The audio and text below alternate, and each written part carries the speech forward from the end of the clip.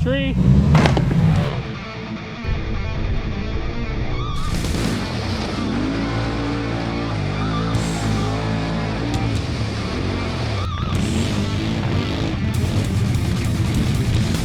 Hey guys, we got a super exciting set of videos coming your way. We are on our way to Toronto, Ontario, here in Canada, to pick up a Kawasaki Teryx5 H2 from Kawasaki Motors Canada. They've lent us a machine to take out and thrash on the trails for just over a week. I think we got it for about 10 days. So we're on our way to go grab that. Then we're gonna head to Minden Off-Road Park. It's Thursday today. We're gonna be there Thursday, Friday, Saturday, Sunday. There's gonna be a bunch of other guys, a bunch of other machines out there. It's gonna be awesome. Are you excited?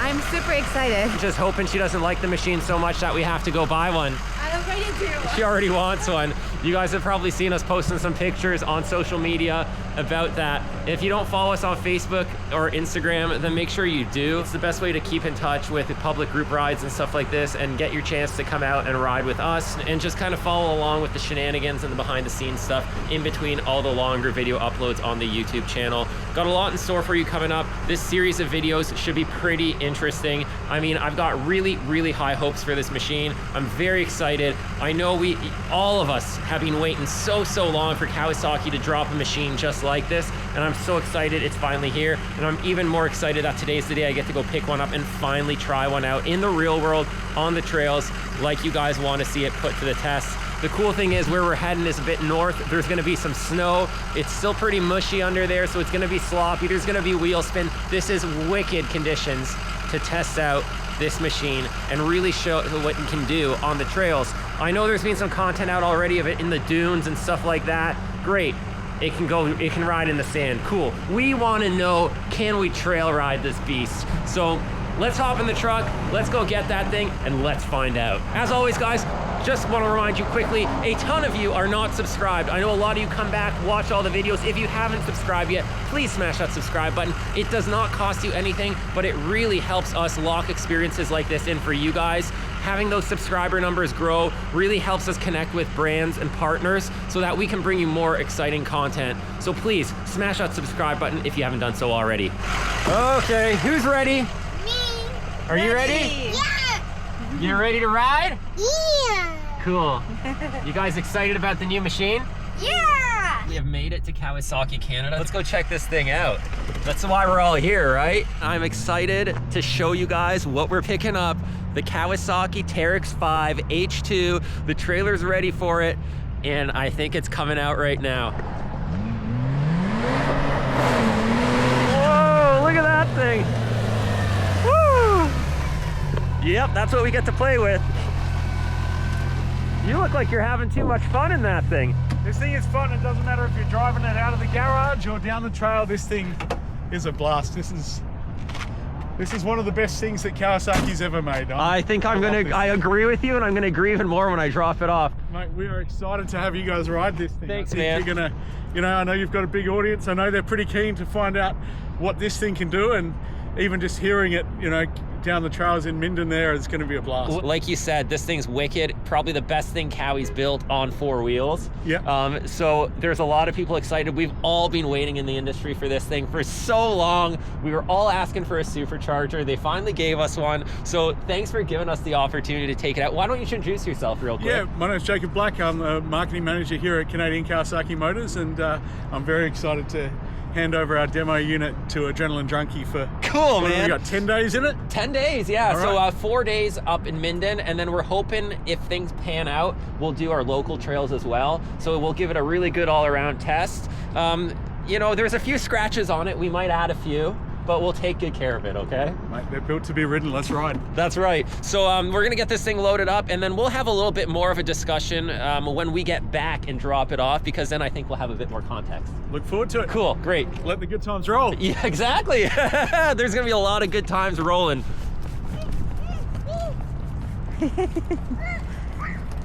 Wait. Hop in, buddy. All right, guys, so Jacob just went inside. He's Australian, if you didn't hear by his accent, so he says it's just too cold for him out here. So I said, don't worry, I'll handle it. We'll get it loaded up. So we're gonna move some things around in the trailer. We'll get this thing loaded, because I am so freaking excited to get this thing out on the trails, and I know you guys are excited to see what it can do. So we're not gonna bore you with much talking. let's get this thing where it needs to be. Are you ready to drive? Yeah. It's gonna be.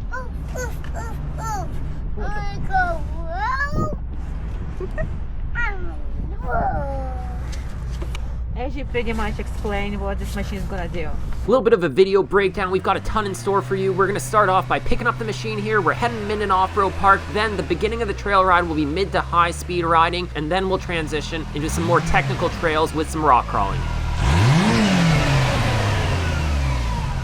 Looks good. So big. Yeah, and in an off-road park, it's gonna be a sloppy and messy weekend. That's for sure.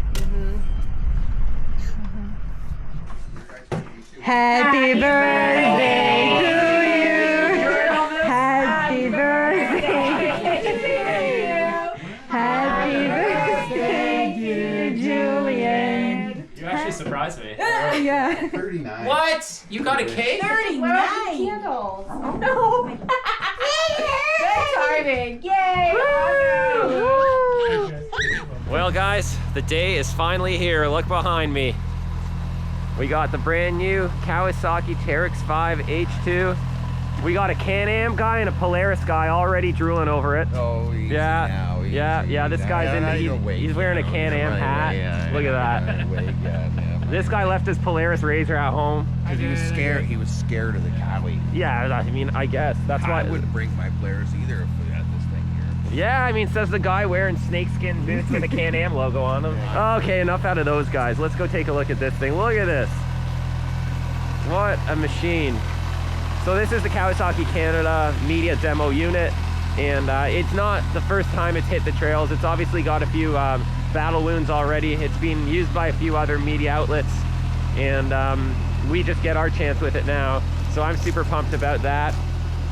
It's a really cool machine, but besides the fact that it looks really cool, hey, stop taking it apart. Stop taking it apart. What are you guys doing? Taking it apart? These guys are sabotaging it already. They should have sent me a security guard. We're gonna take this thing out on the trails because we all know what it looks like. No one cares about that right now. We wanna see how it actually works, how it functions out on the trail. We're gonna load it full for this maiden voyage because I figured, you know what, the Teryx5, one of the main selling features of this machine is the fact that it is a 5-seater, 5 harnesses, and we're gonna go out for an all-day rip and see how this thing does, load it up with gear, load it up with people. The only concern I have is it's icy and snowy here, and we don't have a winch. Kawasaki does not send you a winch with this machine, which I gotta say is a little disappointing at this price point on a machine this big. I would love to see a winch. It's got so many other options, like the Garmin, and the interior is so nice, and the speakers. Why didn't you guys give us a winch? Seriously, why? Especially not in the top model here, the Teryx5. I mean, how the heck can you take this thing out anywhere with peace of mind without a winch? Aside from that, everything else looks freaking awesome. I'm not gonna complain. I'm just gonna go out, we're gonna have a good time, and we're gonna show you guys along the way how things pan out. We'll show you the good, the in-between, and the bad. Hopefully there's no bad. We're gonna have a bunch of other KRXs out here today. So I know we have 3 or 4 of those coming, so that'll really, really spice things up. We'll see if this thing can stack up against the previous KRXs. That's the first test. If it can do that, then we'll pick out some more tests and see if it can stack up against the other brands. Look at this. You gonna drive it before me? No, I'll be nice. Grab it up. I'll be nice. What do you think? Honestly, first impression. Fit and finish is like Next level. really, really nice. Yeah. Look at that display. Nice. Look. Both of them. Yeah, I was telling Derek that's bigger than his. That's the Garmin Tread. Garmin. Oh, it's the Yeah. Garmin Tread. Okay. Oh, yeah. Yeah, and then Built here, right in. this thing controls this display. Oh, what? It's like the. Yeah, it's a okay. little knob, and that one's touchscreen. Okay. And then It's got an emergency brake on it. It's got no park, just like the other Cowies. okay, that makes sense. Yeah. No park. No, the other Cowies have an e-brake, no park. Okay. wow. Yeah. How do you go through your ride modes, like for There's your some lifestyle? soft, normal, Oh, firm. they just do it there. Yeah. Okay. Over here, All right. power mode here. Yeah, you got power mode there. Oh, no, Is it that's changing there? Yeah, low, mid, Oh, yeah. full. yeah. Yeah. Is it warm yet? What are we at? Where's our temp? Uh, Oh, here. Yeah, we're past half. yeah, Okay. punch it.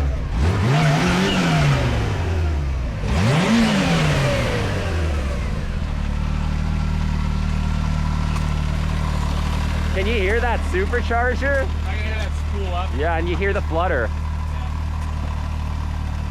Look, he's getting out. He's going to the dealership. He's getting a rash. He's getting a rash. I don't think it's from the machine. It's from whatever you were up to last night. Yeah, right. These are really nice. Yeah, Yeah, they, they for are. factory seats. Yeah. Comfortable, for sure. Yeah. You want to pull some out and put them in your Can-Am? Yeah, yeah. Retractable harnesses, all 5. They did it Yeah. very, very, very They good did. job. They did. You can't hate on it because the old KRX left a lot to be desired interior-wise. They definitely stepped up. Yeah. Like, look at the finish though. Yeah, The looks doors. Look where the gas cap is. Oh, I didn't. Oh, behind the door, it doesn't get Smart. crammed full of Yeah, mud. Smart. That's really cool. I didn't even think about it. Does it have gas? Half a Yeah, tank? half tank, right on the. Okay, I'm gonna fill it up. It takes diesel, right? Hopefully. Wow. Yeah, what a beast of a machine.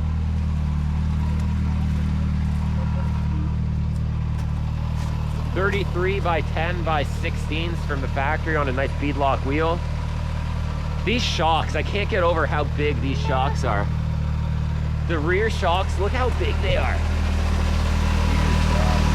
Huge. Even the axles look big. Well, they had to beat this thing up. It's a heavy girl. Got my gear in there already. Or enough. Go look at the Defender. Oh, what? That's Okay, what we're okay. talking about, Willis. Oh, is this the...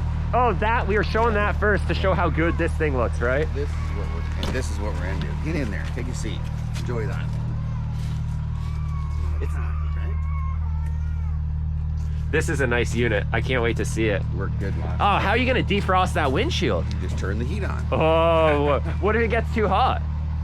You put the power windows down, get the AC on? You've been enjoying this thing?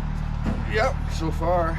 We're gonna have to do a little walk around of this unit. Okay, I'm gonna get ready. Enough talking. I'm gonna get some gear here, get some goggles out. We got helmets in stock. We got loads of our fin trail here. The nice new trailer set up. Got a lot more room now. I gotta get the car seat in there, and then we'll get cracking. All right, little change of plans already. Scott and his wife Caitlin have been nice enough to watch the kids for us today, so we can just focus on going out and thrashing this thing. I just had the child seat in there so you guys can see. Fits in there real nice. But we're gonna pull that out real quick, and we're just gonna all go out together, the adults today, and then tomorrow, Saturday, then Sunday, we'll take the kids out and we'll show you guys the 5-seat setup. But for today, we're gonna take the opportunity when we got it, and all you parents can understand why. Okay guys, we're just fueling this thing up and we're getting ready to hit the trails. It looks like it's turned into a Kawasaki day, and one support vehicle is a Can-Am, and we got an X3. So it's pretty much all Cowie today. So we'll see, can this new H2 hold up against the previous model KRX? And then that's what we're bringing you today. So instead of talking about it, let's go out and ride. Shane, switch up today? Yeah, just for the day. Looks nice. How do you feel about it? It's pretty comfy. Yeah? Yeah. It is. It looks like a cloud. Has heated seats too. Huh? Has heated seats. Really? Yeah. And Ninja Turtles. Just puff wide till the belt went boom and that wagon died. Toe, toe, toe. Right at the end. Julian's victory depends how you spin. Toe, toe, toe. Busted at the line. Got the trail badge. Now get behind mine. Toe, toe, toe. Battle wagon's done. Still talking big. Can-Am guys. You want to tow a Cowie home today? We pretty much ready to go? Sure. You've been ready for a while. You guys ready? I'm ready, man. Okay. Let's do it. Oh, did you sign the waiver? You didn't give him the waiver? No. What's up, man? Wait a second. Hi. This is Shane and Sue, Yeah. and this machine is an orange or a razor. What's No. going on here? You switching sides on us with me? I've got a rental today. This is Rock's other machine? Yes. His wife's machine, right? Yes, and And she said we were allowed to, so thank you very much. this is the first time you've driven a KRX? 100%, yeah. This is gonna be interesting. Oh, yeah. We might have a whole lot of KRXs joining the crew soon. We got Rock's machine here. It's dirty. It's dirty, just like him. Dirty. She's a dirty girl? Yeah. All right, Shane, are you leading the way? Yeah, I can, yeah. Okay. The way we went last time was fun and only adds like 30 minutes. Okay, but do you want a road burn to Kinmount? Yeah, I think we should just road burn to where the way we did last time. Road burn 100%. to the scenic route. All right, cool. Because that if we go through here, we're gonna add another hour. Yeah, especially so with Derek. we can take the scenic route back. Okay, cool. Yeah.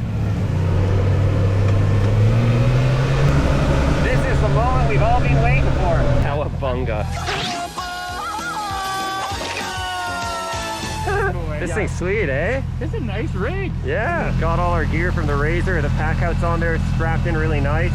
Got the frayed knot ropes recovery gear with some tow ropes, some soft shackles, and a few other goodies I put in there like glue tread and some other tire repair stuff, a pump, and some brake clean, some other necessities. We're loaded up. 4 people. I don't know how you're getting 5 adults in here.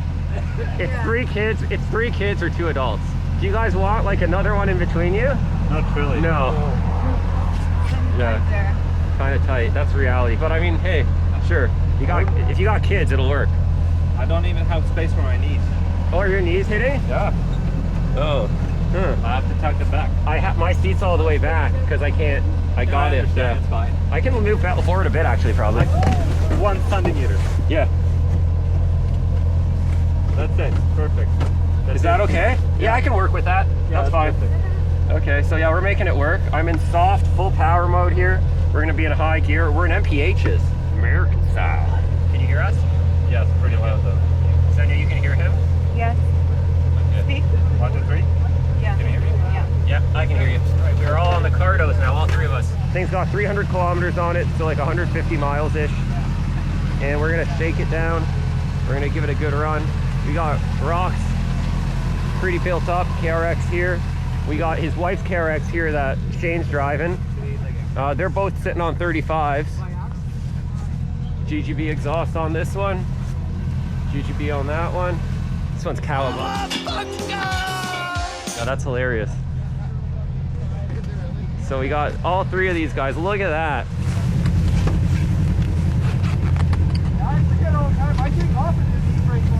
Okay, let's roll. Let's pop it into firm mode. Full power firm.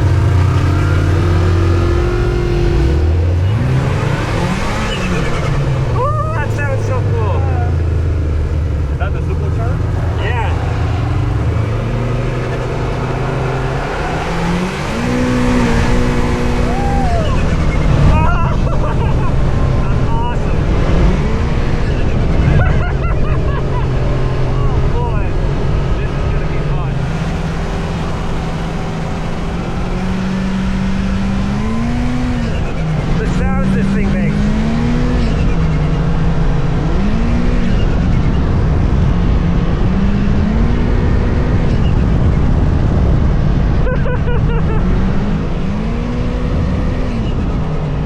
I apologize now. My comments on how awesome this thing sounds might get a little repetitive through this video, but man, it's wicked. You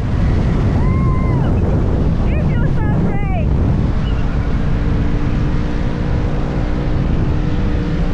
I need one of these. It feels great. I love it. We haven't even gone to the trail. I just love it. It feels so smooth. Like it's so smooth. Like, well, we might be making some really poor financial decisions in the next few weeks. It's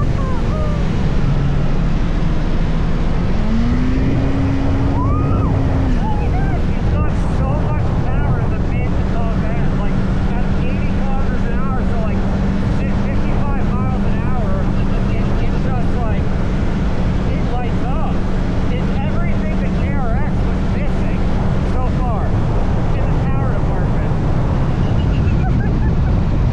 You can't see my face, but I'm having so much fun.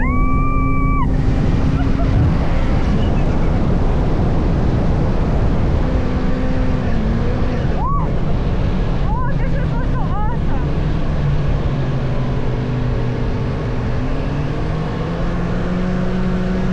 It doesn't feel big. Like you can't tell you're driving a 4-seater with 4 people in it. Okay, we're gonna get the camera set up here. Unreal, man. Every time I look at the back, your ass is like hanging out. You can't tell you're driving a 4-seater. Like you forget there's 2 extra people in the back. Like at 50, 60 kilometers an hour, you hit it, and it feels like you're going 10. And it just kicks out. Do you understand why the rear tires are worn out? I'm watching that thing and it's snapped so Dude, easy. I forgot there was 2 extra people in the back. It's so planted, dude. I was gonna say it looks planted. It feels so planted. Yeah. So much power. You've got to try it.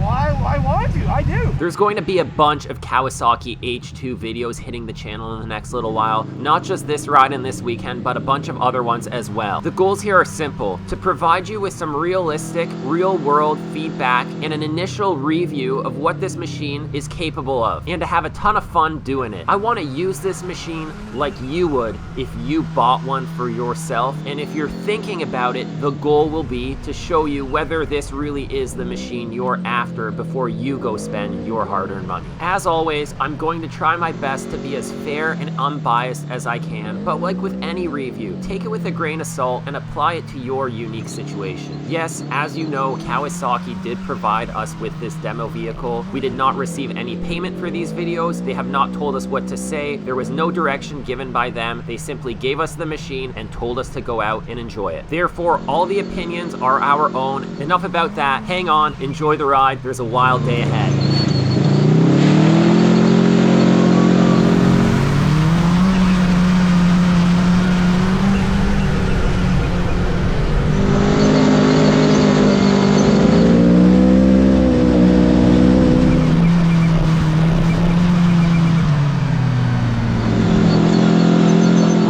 Stretch of mid to high speed trail here that's going to lead us to our main trail for the day, which is Greens Mountain. The reason I selected Greens Mountain for the first trail ride in this machine is because we know the trail well. It has a good mix of obstacles. It can easily accommodate a larger vehicle as we get used to this thing, and you guys have seen it in the videos before, so hopefully it will be a good comparison as to how this vehicle competes in comparison to some of the other vehicles you have seen hit the same trail. While we have this machine, I'm going to try to expose it to as many different conditions as possible, and I'll be bringing you guys along for the entire journey.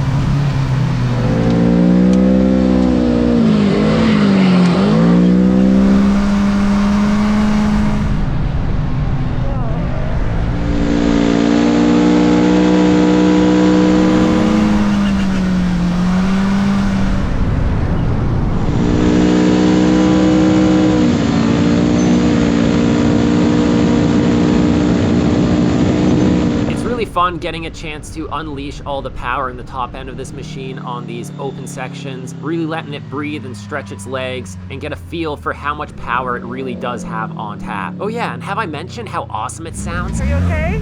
Yeah, totally. That thing goes good. Yeah, once you get used to it. Is it soft? Yeah, that's not the scary part. The scary part is there's like brakes. And I'm not used to that, right? So, and the other thing I'm not used to too is like the power's not there. So, Oh yeah, you gotta keep momentum. you gotta keep it going, right? So, but it's a blast. It's a lot of fun. Yeah. I can tell you're having fun. Oh man. That's unreal. Oh my God. I keep forgetting it's a 4-seater. It feels amazing. Yeah, I love it. You can't feel like you're driving a bus. Actually, look. It looks good. I can't keep up to you though. and I'm not really going crazy. Well, it's not that. It's It's just the splash. I don't have the sway bars. Yeah. So when I come around those corners, I'm going way up. I'm just around because like I put it in full soft and that's how it handles. Yeah, that's amazing. It's definitely still firmer than we're used to with the setups we run. Well, with a good tune on there too, that would be just dialed in that. We stopped here quickly just to regroup, and we've got some more mid to high speed trail ahead of us, and I'm really looking forward to that. We're all sitting in here just laughing and giggling, having a blast, and this thing is huge. It's wide, it's long, it's heavy, it's really well planted and very predictable.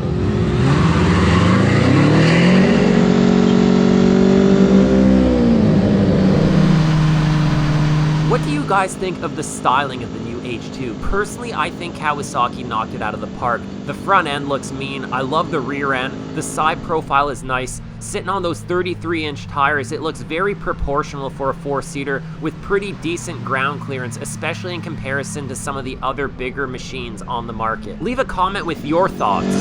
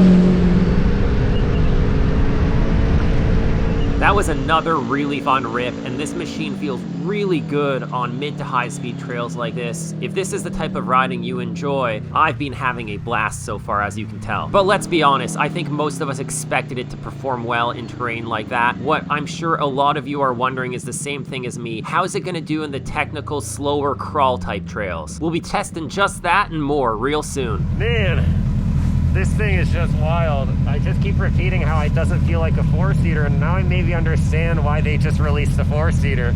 This thing in a two-seat chassis would be absolutely ridiculous. Man, if they just compressed this into a two-seater, it would be insane. But it feels insane in the four-seater, and I can't even imagine what this thing would feel like with like an aggressive tune on it. There's a bunch of aftermarket companies out there that are tuning these already, and with that tuning, I bet this thing would be just violent. Yeah, oh man, I really want to feel one with like some shock tuning and an engine tune. Let's see how fast it goes. Ready? Yeah.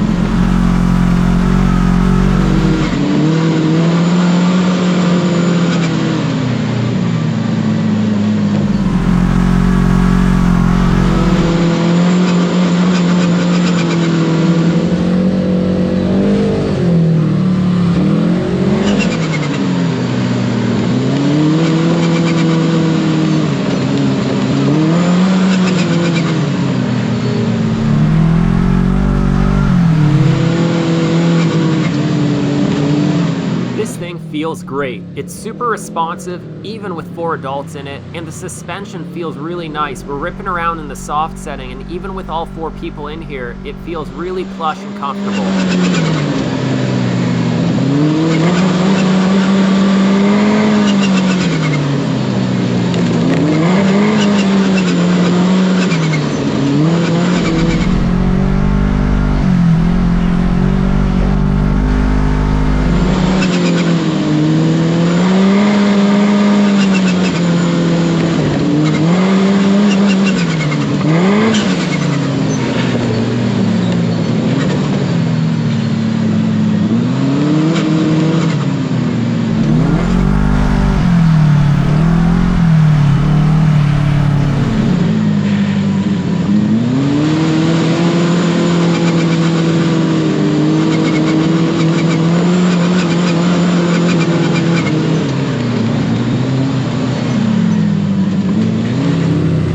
In light of staying honest and unbiased, I do have to mention I feel the suspension setup out of the box is a little bit choppy, but let's be fair, the engineers do have to find some sort of middle ground when developing a stock suspension package, and as far as a stock suspension package is concerned, it is very, very good, and I am satisfied with it, but shock tuning can be quite subjective. Basically what I'm saying is that I feel there's a lot more potential that can be unlocked here by the aftermarket world, and that's a good thing.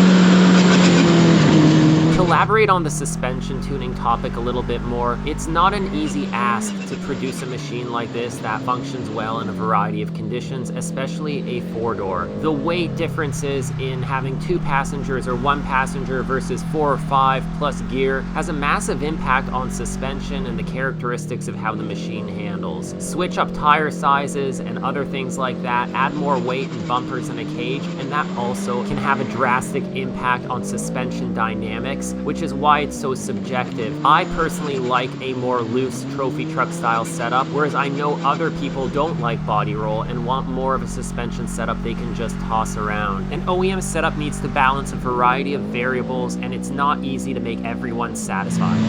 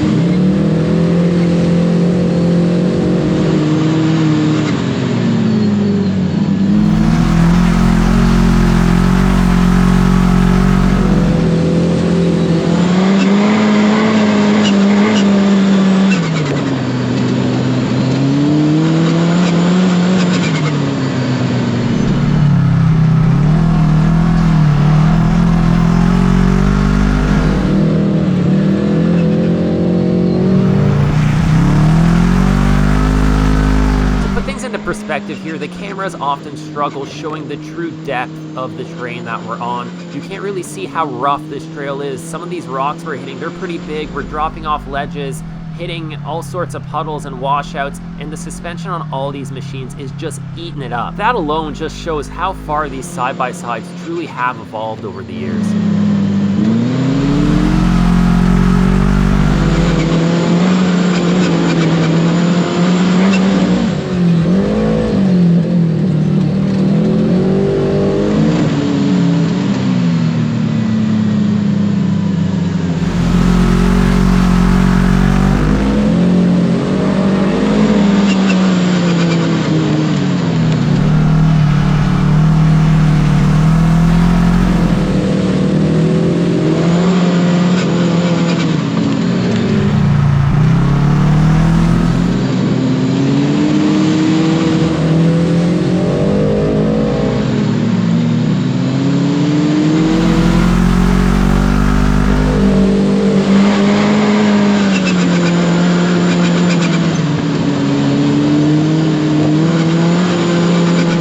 No way you'd be hitting a trail like this at this speed 15 years ago in a stock side-by-side, not without wrecking stuff. I remember when I got my first 2011 Polaris RZR XP900, I was blown away at the time. But these new machines, they're just in a different class. But let's not forget, they're also in a completely different category when it comes to how expensive they are.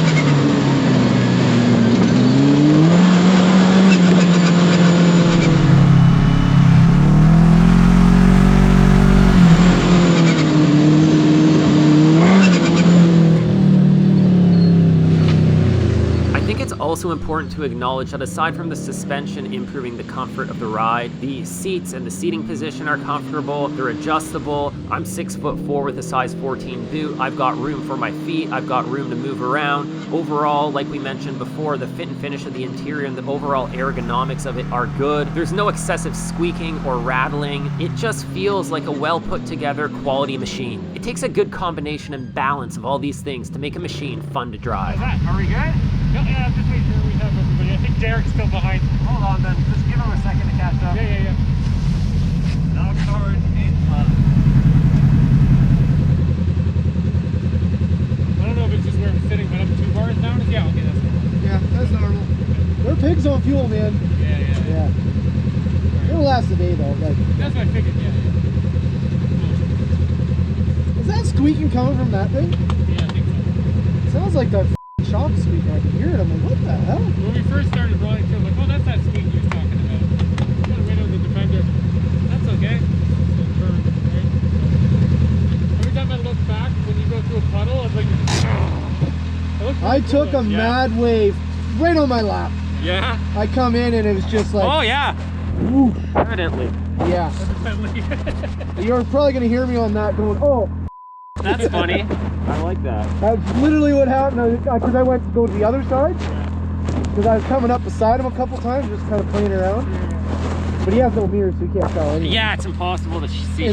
I realized, so then I'm like, I don't want to catch him off. And then I come into that one water hole, you guys went to the right and I went to the left, and it was just like, right in here.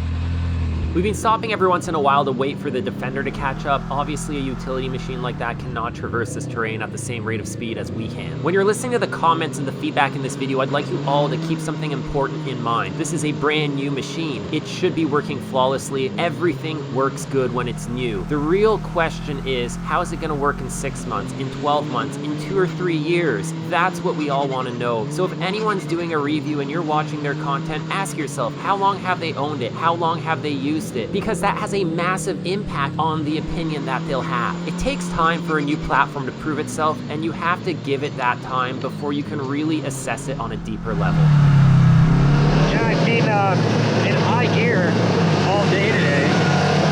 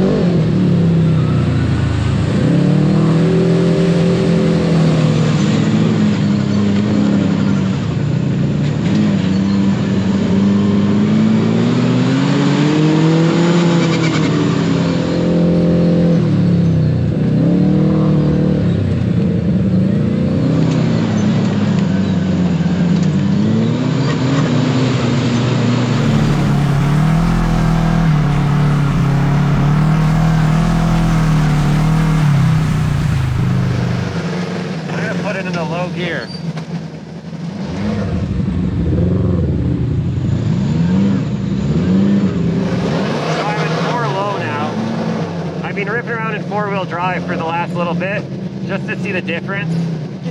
I've been in high gear this whole time, and I've been mostly in two-wheel drive, but four-wheel drive at times, like I said here. I'm gonna experiment a little bit with low, and then when we get to the crawling, we'll use the low gear in 4x4 a lot more, as well as the locker in the front. Shane almost took the wrong trail at the intersection here, so that's why you see us backing up and kind of regrouping. We're on the final stretch of trail here before we get to Greens Mountain.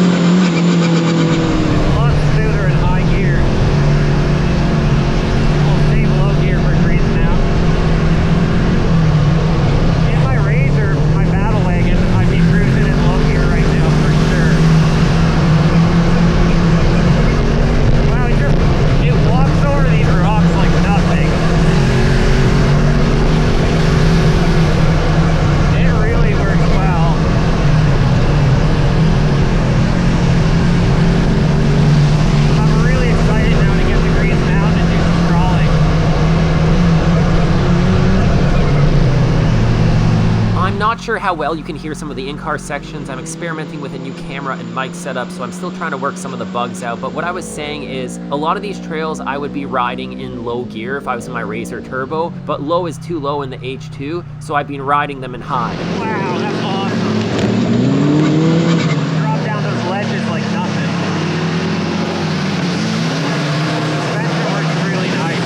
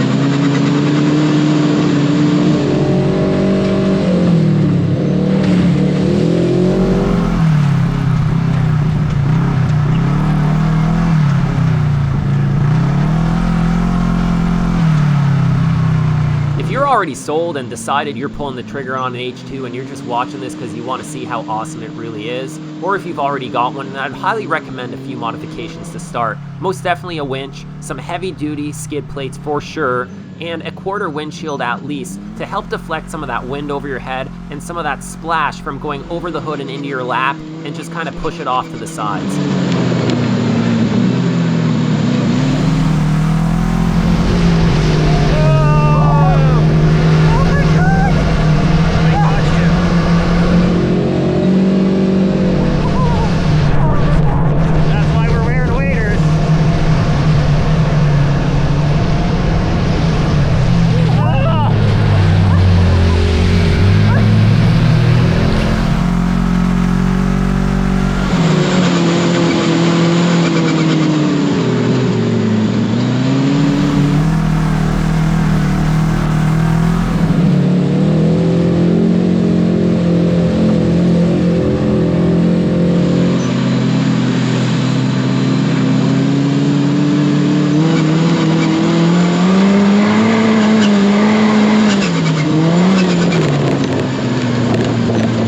I'm assuming you see what I mean by the windshield. Most of that debris and that water that's going over the hood and landing in our laps would be deflected if we had even that quarter windshield on there. It really does add to the ride quality and keeping the interior and yourself much cleaner. Aside from the mods I mentioned, I'd also highly consider getting a set of bumpers and some tree kickers. But we'll talk more about that stuff in the upcoming videos.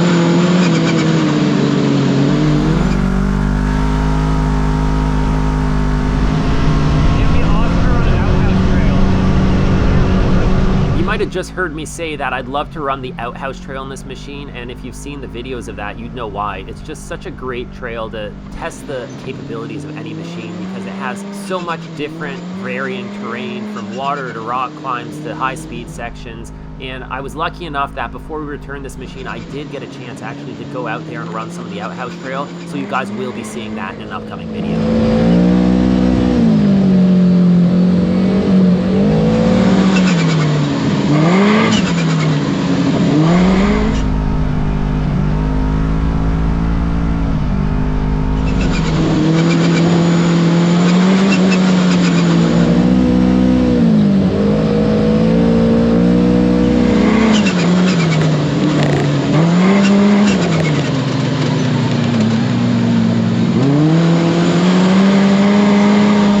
Listen to this thing scream when you lay into it. Every time I hear that flutter out of the supercharger, it just puts a massive smile on my face. I could never get sick of that sound.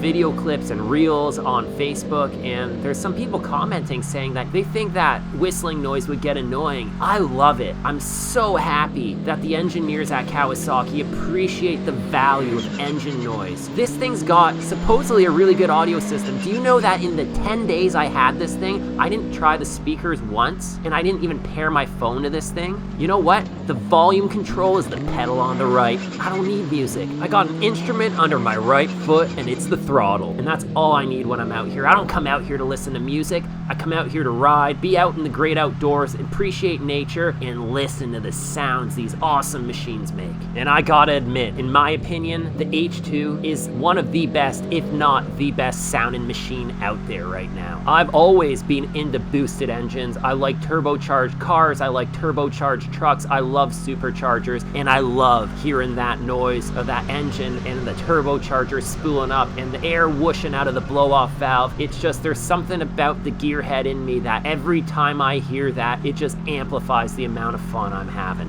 And I know there's a handful of you guys out there that agree with me on that. It's also a big reason I don't put music into my videos. I want to hear that engine noise, and I know all you riders want to hear it too. Leave a comment and let me know if you agree or disagree with what I'm saying.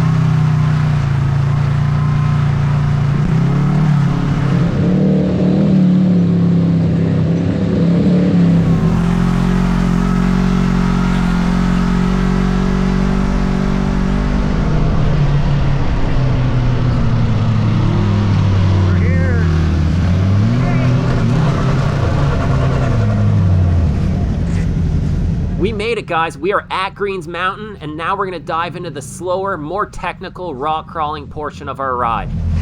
Woo! Yeah! We're here. It looks like no one's been here. It's virgin. Dude, you're cooking in that thing. Yeah? Oh, good. Yeah. I'm getting used to it now. I got all my wheels still. I am so freaking envious of the power you have right now. I know. That's why you're gonna have to rip it later. All right, we're gonna hit this in the Cowie. Or low. Unlocked right now. No locker on. We'll leave it unlocked until we need the locker. I had a ton of fun getting here and ripping at high speeds, but this is the part of the ride I was waiting for, and I know a lot of you have been too. If you've been following the channel for a while, you'll know this is the type of riding we love to do. And we're here today to find out whether the H2 is cut out to do it. Four-wheel drive low. Let's see how this thing crawls.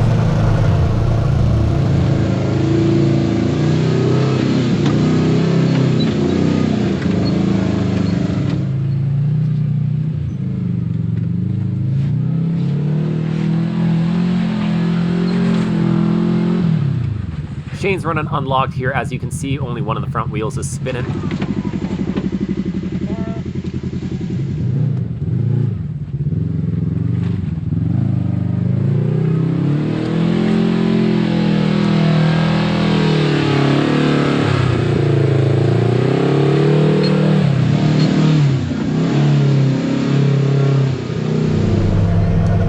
Now it's my turn in the H2.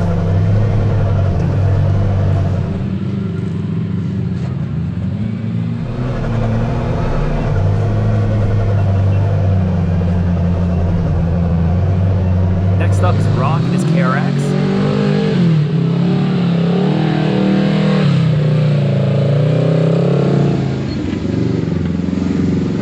This green KRX is running 35-inch System 3 XC450 tires.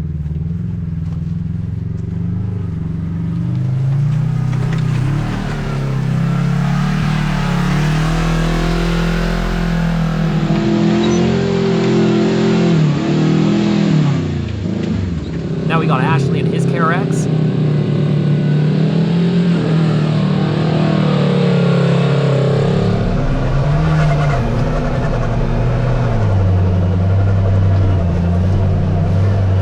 H2 is running 33-inch Maxxis carnivores.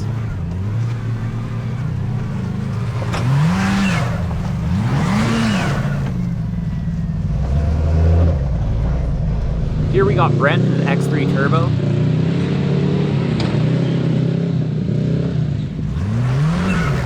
The front locker is still disengaged on the H2.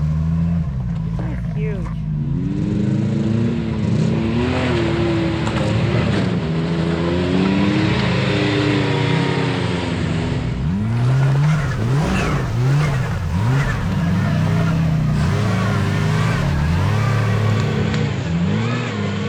Works good!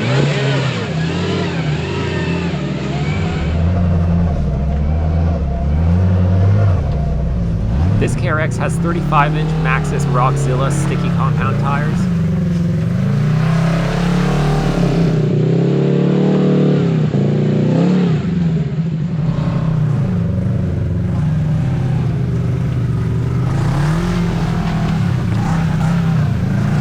Ashley's KRX has 35-inch EFX Moto Ravage XL tires.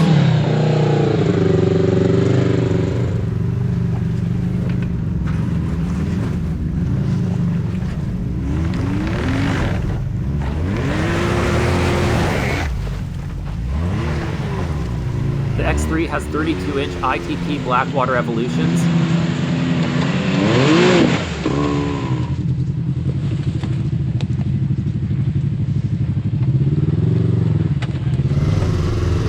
Yeah.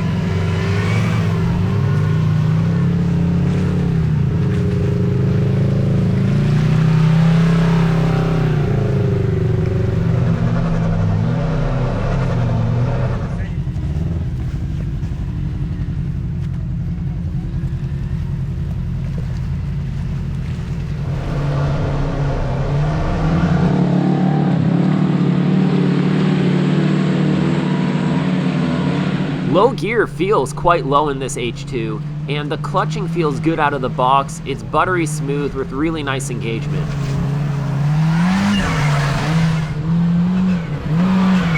As I touched on earlier, the machine has 3 different power modes: low, mid, and full. At the first half of the ride, I was just in full the whole time. I was focused on getting to know the machine, and to be honest, I wasn't quite sure when and where to use each power mode, but throughout the ride, as I experimented with it, I quickly figured out why Kawasaki has given us those. And we'll touch on that a little further into the video.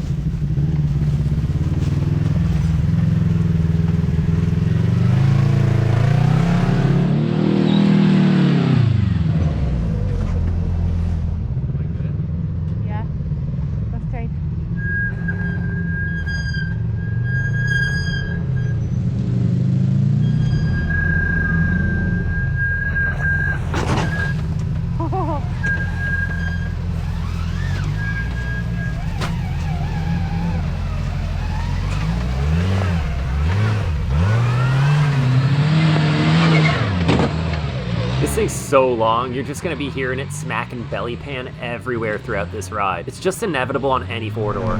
This is where the fun begins. That's why earlier I mentioned one of the first upgrades you're gonna wanna do, especially on a four-door, is a heavy-duty, high-quality aftermarket skid plate. It's like an insurance policy for your machine.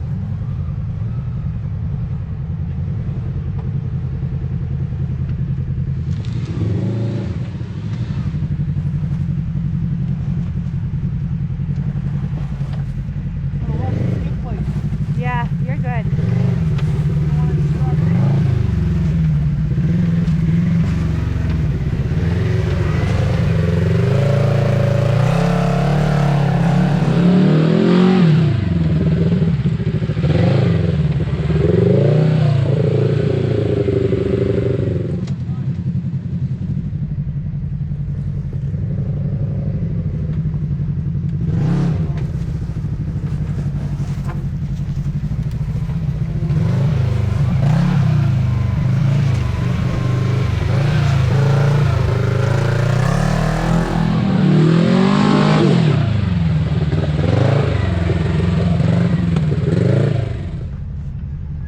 You're good.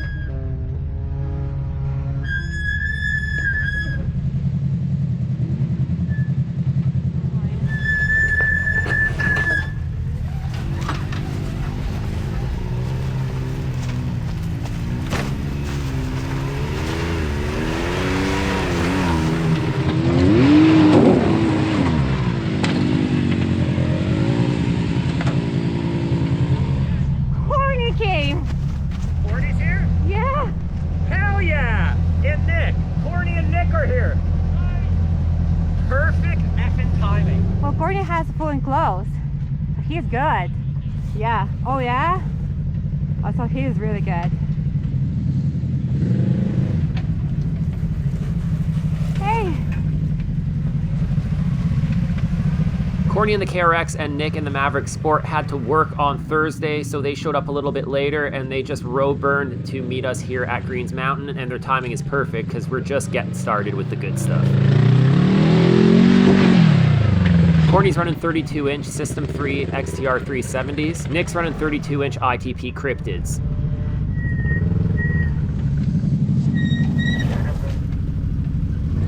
Hi. Creeped a little bit. Where's Chris? Hey. Where's Chris? Huh? Oh, he wasn't gonna get here till like 3 o'clock. Oh, We just okay. left. Oh, good.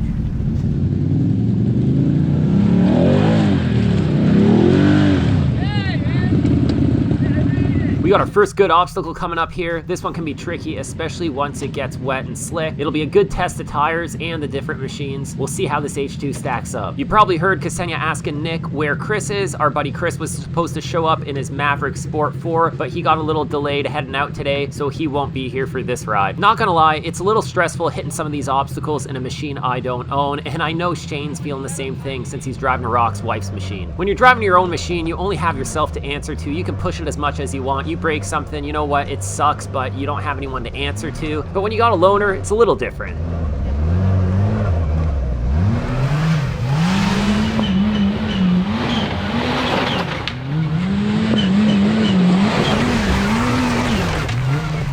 All right, that went well, and that was the confidence boost I needed before hitting the next few obstacles. Piece of cake. The Rockzilla Stickies are a great tire for this type of an obstacle.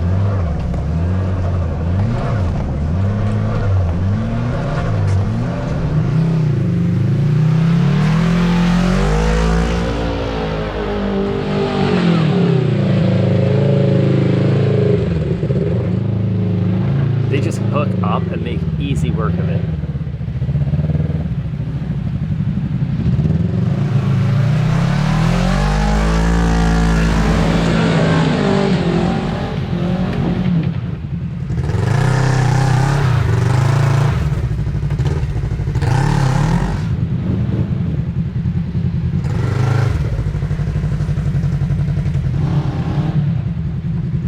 You can just instantly see the difference in grip here. He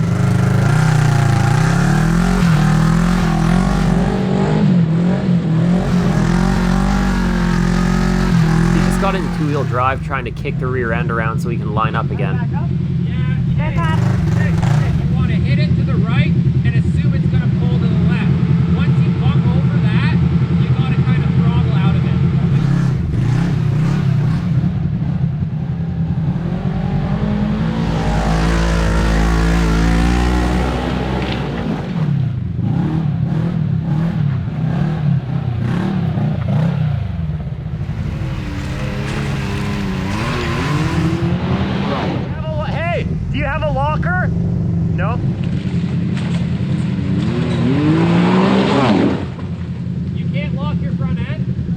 only one spinning.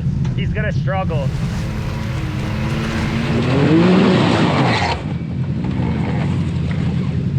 Yeah, that tire ain't spinning at all.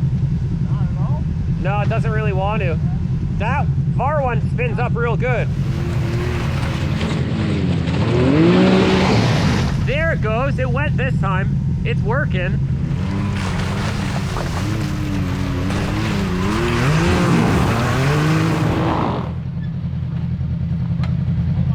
Winch. Your winch work? Winch it. Well, he tried. Corny and Nick just showed up in the KRX and the Maverick Sport just in time for the good stuff. So the whole team's here now. The X3 has the older style Can-Am differential, the Visco lock, and you're seeing that typical Can-Am 3-wheel peel. It's terrible for obstacles like this. That front diff just doesn't engage properly, and then you run into issues like this. Set on the ground, you're moving a bearing? Needle bearings, right? Needle bearings, yeah. yep. Somebody lost the U-joint here.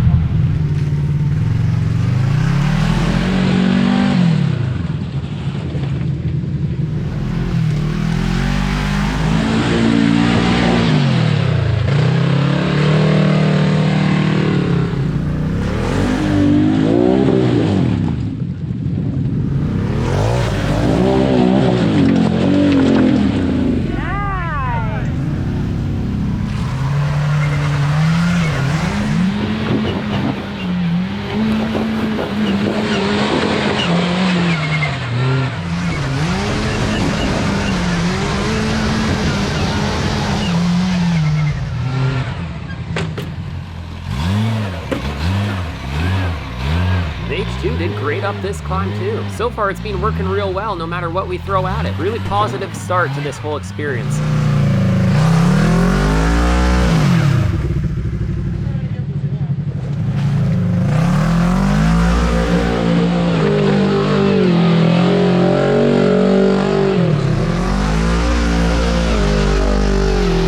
Made easy work of it too. The Zilla stickies hook up great in these conditions, whereas the 32-inch Blackwater Evolutions on the X3 and the 32-inch XTR 370s on the green KRX just don't hook up well on the cold, wet rock. Overall, I'm a fan of the 370s, but this is their weakness. Oh, a grill popped up. Just push it back in, Ksenia. What that is his grill? Grill. Oh, a grill popped up. Push it back in. My grill? Oh, I fixed. I thought. Okay, good job. You fixed it.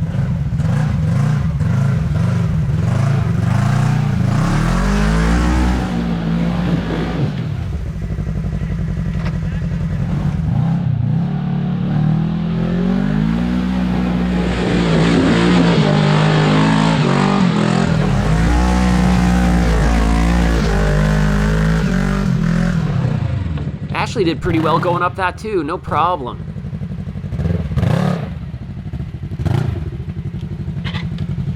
Now Shane's going up and not his machine.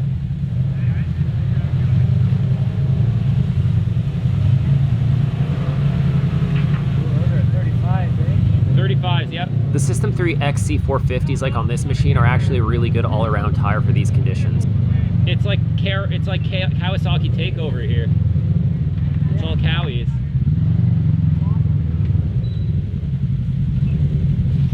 Oh, the harnesses are going on. Things are getting serious. Things are getting serious.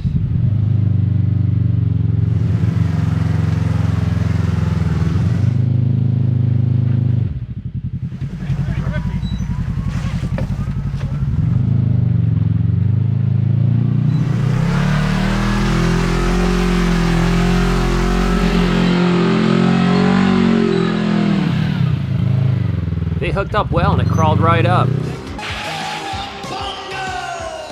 Cowabunga, dudes! Time to work our way over to the next obstacle. I know this thing looks pretty big, but it's actually quite proportional and not huge for a 4-seater of this class. In comparison to the Maverick R Max, this thing is about 1.5 feet shorter, and it comes with bigger tires and more ground clearance. And as we know, in power sports or motorsports, everything is a trade-off. That longer wheelbase does have its benefits from time to time, specifically when it comes to stability, as well as its ability to tolerate and handle very steep ledge drops.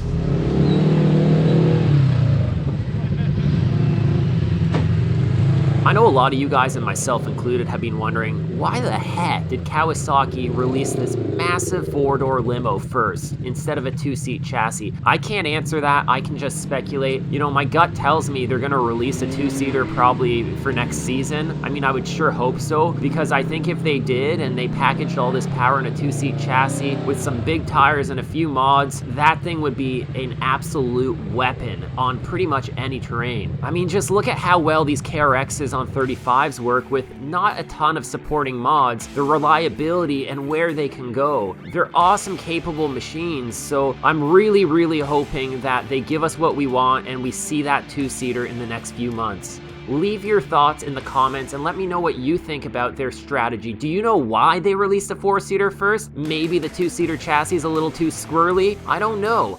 You know, I'm just guessing here, but if anyone has any info or any cool ideas, you know, drop them in the comments. Let's get a conversation going. But for now, take a look at this. Having the drone is awesome. It really gives you a perspective as to where you are. We are in southern Ontario, Canada, just outside of Minden, Ontario, and it is absolutely beautiful here. It is such a nice place to ride. The trail networks, whether it's the Kawartha Trail Networks or the Halliburton ATV Association networks, Lake of Bays, there's hundreds and hundreds, if not thousands of kilometers of beautiful trail riding to explore here. I highly recommend coming out here in the spring and summer months or in the fall like we are right now. It's an absolutely amazing place to ride with lots of great people and trail to explore. That's the guaranteed line. I think with this wheelbase and tires, I should be able to crawl the center. I'm gonna try it. Alright, just pick a spot where it comes your way, you can stay yeah. Where's he going? Go in the middle.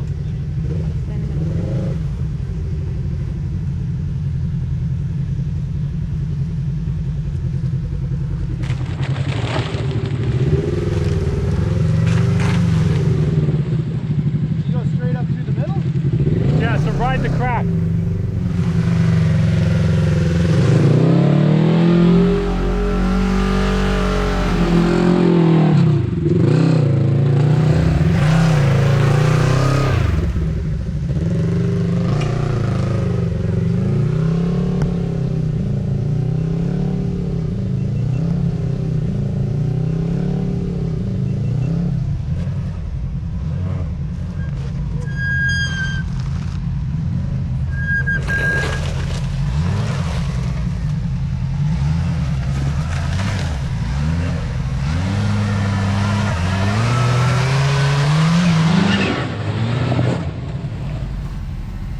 Your rear got sucked into the crack.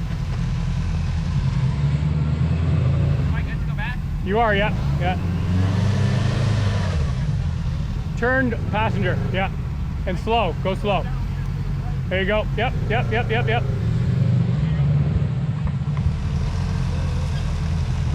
Nice. You were fine until your rear slipped in. You took the wrong line. It needs to be go. Yeah, so your line was good, but you took too long, so the ass plugged.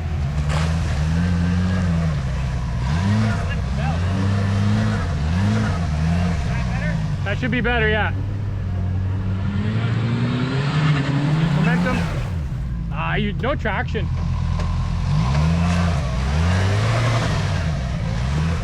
I'm gonna go that way. All right. I just can't risk it, guys. I can't lay this thing over. The guys at Cowie would not be happy.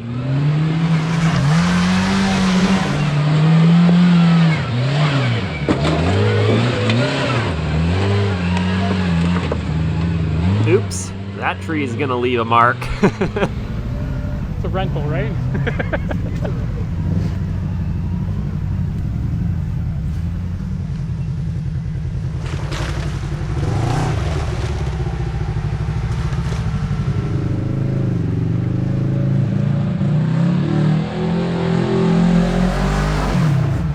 Stay in it, stay, oh no, okay, yeah, back out. But you just had to stay into it.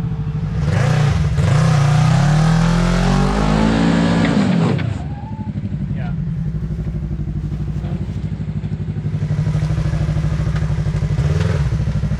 Okay, more that way? That way. More that way? Yeah, because you don't want your ass slipping into that crack.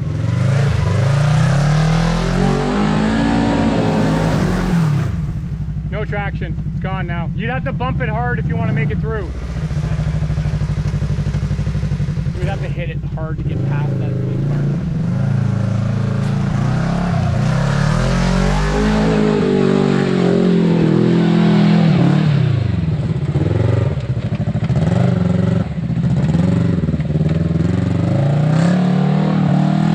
I'm too worried to lay that thing over.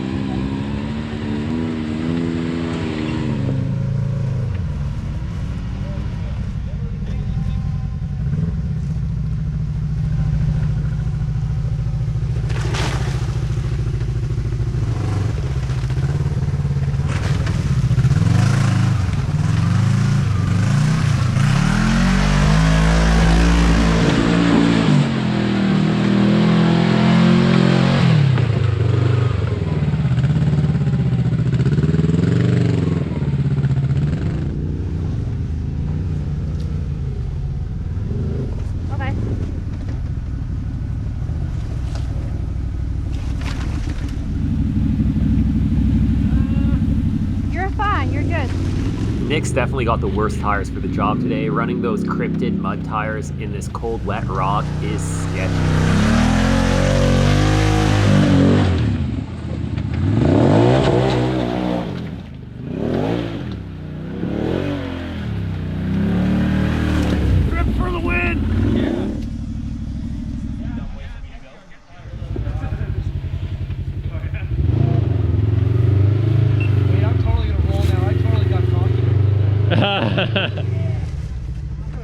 There's lots of people. We'll roll you back over.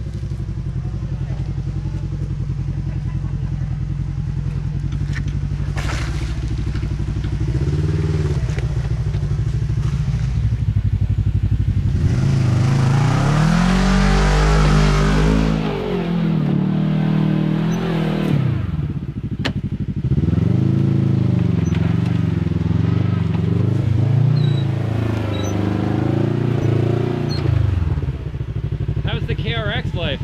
It's really comfy, actually. Yeah, it crawls good, don't it? Yeah, it does. It crawls great. It's a really nice machine. It doesn't matter which machine he drives. He make it look easy. Thank you. Oh man, you're just that good. You're gonna make me Did you blush. hear that, Sue? You're gonna make me blush. What did you say? It doesn't matter what he drives, he makes it look easy. I know, we thought it was the right? machine, but I know. I guess it's just Shane. He's bored with it. I'll take it. Thank you. Well done, brother. It's a really good machine, though. KRXs are well built. So. And then you slap a decent rider like Shane in there. Yeah, well, you always say it too, right? The #1 mod is the driver mod. Yeah. So. Well, I guess this machine's got it now. Hello. Nick, man, what's going on? Duke I'm Boys making Power it all. Sports in the house. Yeah, buddy. Making it this time everywhere. Not taking the bypasses like last time. Oh, nice, nice. I was gonna name it Bypass Betsy, but I think it's redeeming itself today. Yeah, I think you can fix that. Yeah. Knock on rock. You guys got here right in the nick of time, right when the things were getting good. Yeah, we did. I'm going up this difficult spot.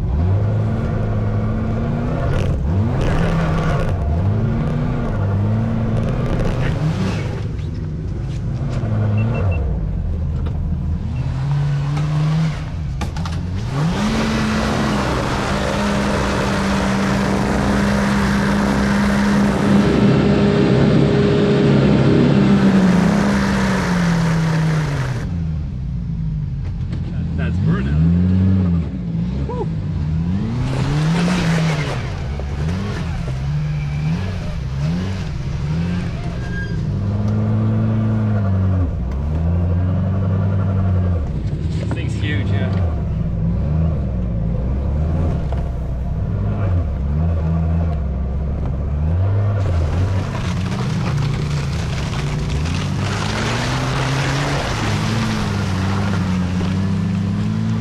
absolutely love riding this time of year. The snow and the ice make for such an awesome setting. Everything looks so cool with the snow, and then cracking through the ice is so fun. I've said this a million times, but the trails change with the seasons, and that's what makes off-roading so much fun. It's never the same thing twice. Trails are always evolving, and then when you throw a new machine into the mix, it's a completely different experience.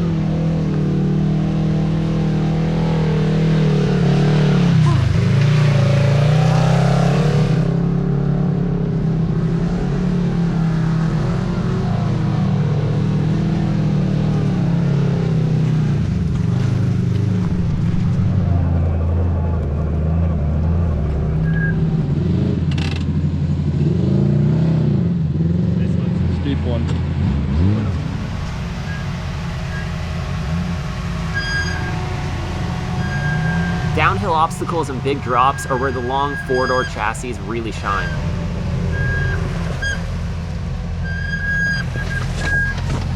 Oh, yeah. The next obstacle is really cool too.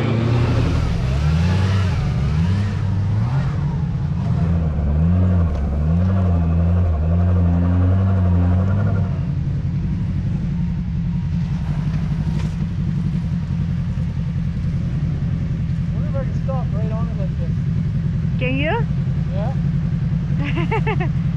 Good grip. Oh, no, not anymore. The camera just doesn't do this one justice, ever. This is super steep.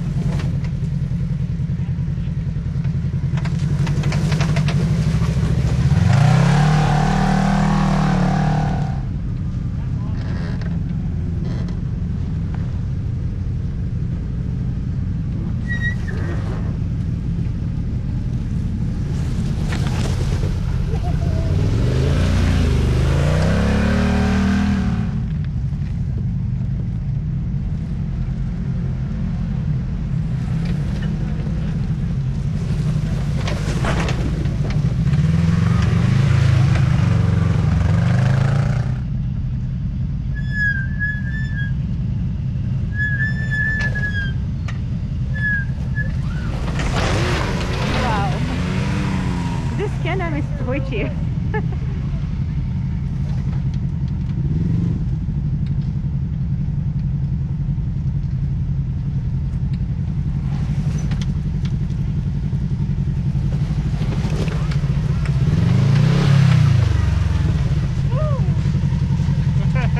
So good.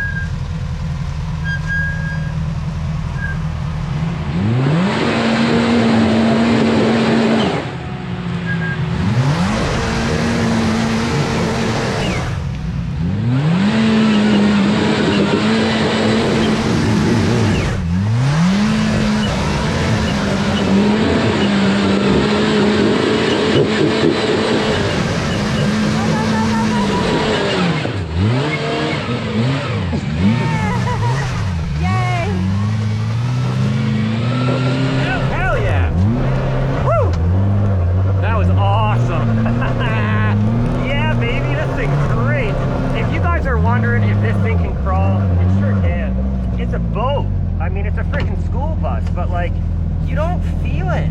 It's insane. No wonder they put out a 4-seater. You can take it.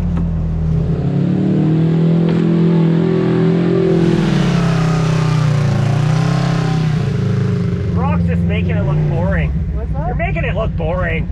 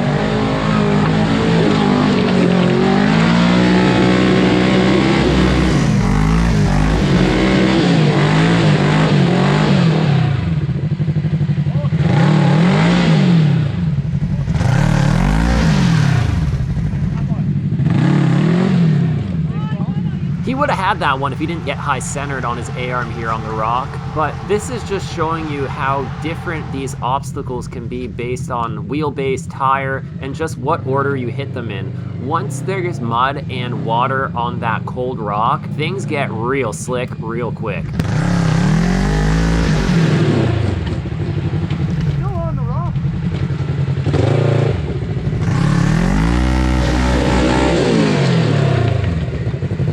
Back up. It's a big rock.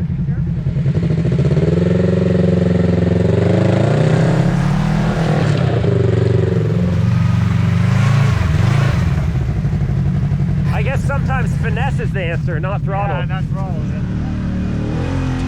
Yeah, try that low power. I'm going to.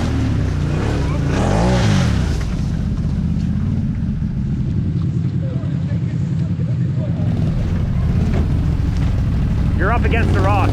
Oh, you're good, you're good. Not the way I wanted to go. Sometimes that's how it plays out. That left line is also doable.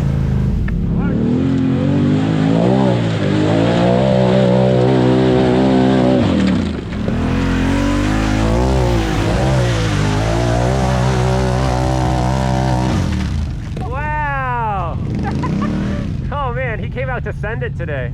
Nick killed it there. Great line choice.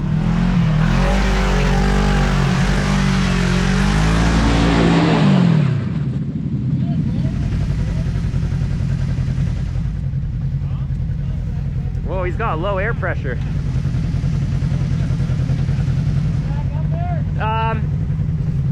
Like a foot. If you go in two-wheel drive, it'll slide this way.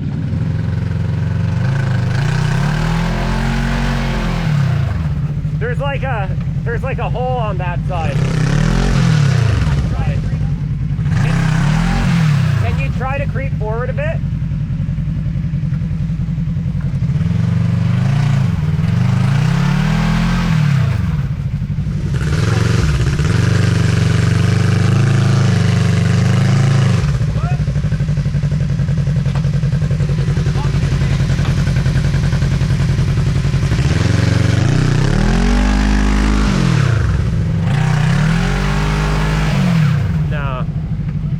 That's definitely not the line, but sometimes it just sucks you in where you don't want to go. I'm going to take this opportunity to bring up one of the big downsides on the H2 and many other machines that you're seeing right here. There's just no good factory tow points. These machines should all have a good tow point at every corner out of the box.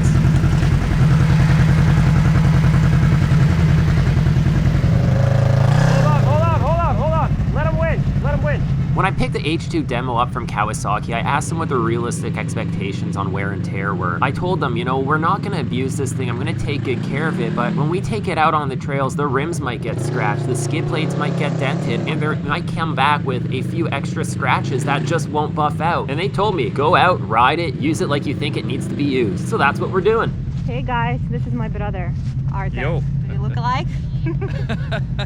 It's kind of really emotional moment for me that my brother is here and he's actually trying to get a shot. After all, he's the only family I have here in Canada. Actually, he's the only family I have anywhere. The reality is, if you come out off-roading, things are going to wear out and break. It's not a matter of if, it's a matter of when. And these machines, they break down over time. They get scrapes and scratches, dings and dents, and you just have to accept that. Even if you're going out there and riding in a reasonable manner, things are gonna wear out and break. So I'm very open and transparent about that when I partner with people, especially when they want me to test the product like a machine. I want to test this machine the way I would want to see a review. I know what you guys want to see. You want to see something real. You want to see someone ride and use this thing the way you would if you were out with your buddies and you owned this thing. Anyone I partner with knows that. I do things my way. I don't read scripts, and I've turned down many lucrative deals in the past because I refuse to sell out. There's a lot of people out there that'll say anything these days for $1, and I'm not that guy. I'm true to you, the viewer, the brand, and the industry, and I'm true to myself, and my self-respect means that I have to say what I think is right, and that means being truthful and realistic about reviews like this. So rest assured, when you hear something on AdrenalineJunkieProd, no one has told us what to say. I'm gonna try low power mode. Yeah, just for fun, just for fun. Got all this traction and all of a sudden it just breaks loose at all. Okay, I'm in low power mode now. Let's see how she responds. Oh, it's way different. It's like crawl mode. That's foot to the floor.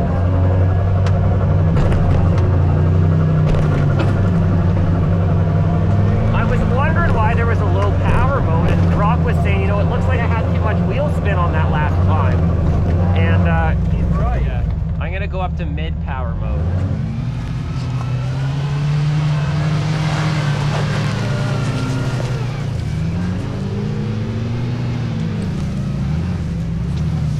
Stop, tree.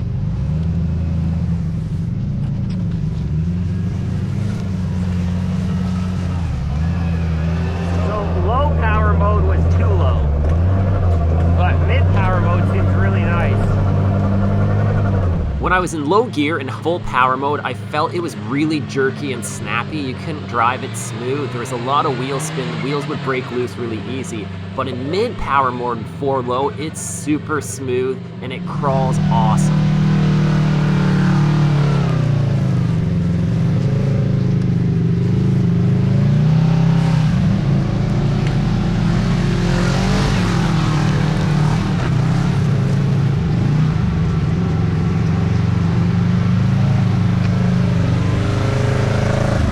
The easiest way for me to explain it is to say that in mid power mode and 4 low, it feels more like a KRX 1000. It has a better ability to lay the power down into the ground rather than waste it in wheel spin. In many situations, it's not about power, it's about usable power and traction. And now I understand why they gave us these modes. It's just too violent in full power mode. It's good for high speed stuff, but when you want to crawl around and you need to maximize grip, that mid power low gear is the sweet spot. Rock was saying he noticed there was too much wheel spin in full power mode, and he was right. It's always a lot of fun getting to know a new machine, especially out on trails you're familiar with. We're just getting to the peak of Green's Mountain now, and then we're gonna start our descent. But that doesn't mean this ride's coming to a close. We're gonna get to the bottom, turn around, and come right back up.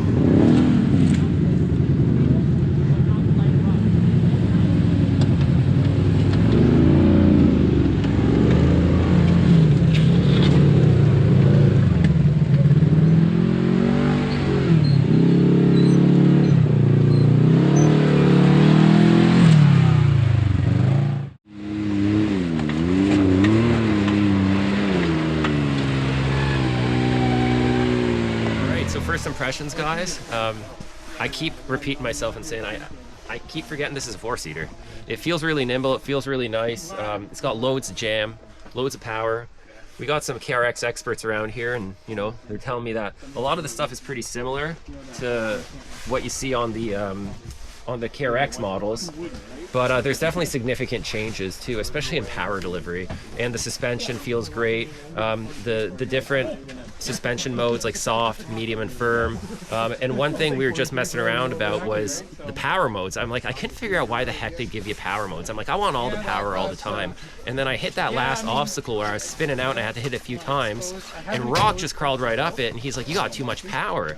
So I tried low power mode, and it's like turf mode. Like, you can barely move around. But in medium power mode, it's got all the power you need, but none of the wheel spin. So I'm gonna mess around with the power modes a bit more. To me, mid power almost seems like a crawl mode, because in a full power, it's like you got the grip and then you give it a bit too much throttle, and then you just have wheel spin, and that's like, that gets you into trouble. So so far it's been great. I mean, I got to drive it some more before I really make any judgments on it, but I had really high expectations going into it, and by no means am I disappointed at all. Like, right now I'm itching to drive it more. It sounds amazing. It's a ton of fun to drive.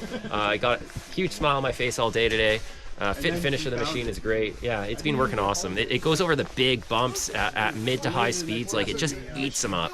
So I mean, I can't imagine how good it would feel on a set of 35s with a tune.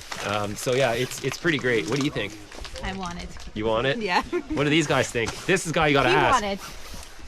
He want it. I want a 2-seater. Until they do that, I got nothing. If they had a 2-seater, would you be hopping on it? I would already have one. Okay. Oh. it had already been ordered. Yeah, sold. I think like 80% of people are in your boat. Yeah. A 4-seater is absolutely useless to me in the way I ride and everything else. No. Yeah.